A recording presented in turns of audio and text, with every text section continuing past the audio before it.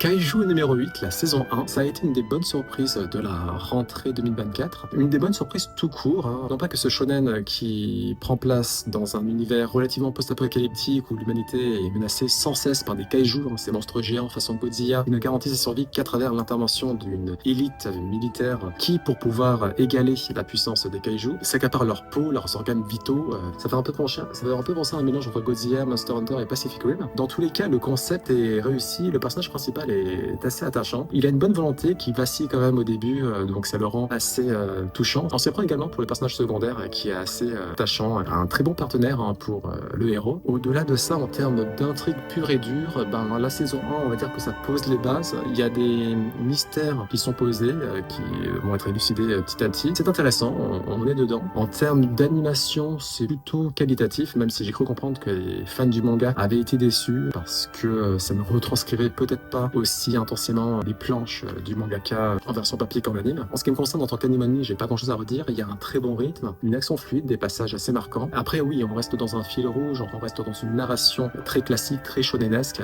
rien de fou, notamment en termes de dramaturgie, mais on verra bien la saison 2, comment ça se décante. En tous les cas, c'est solide et c'est tout ce que je demandais pour cet anime.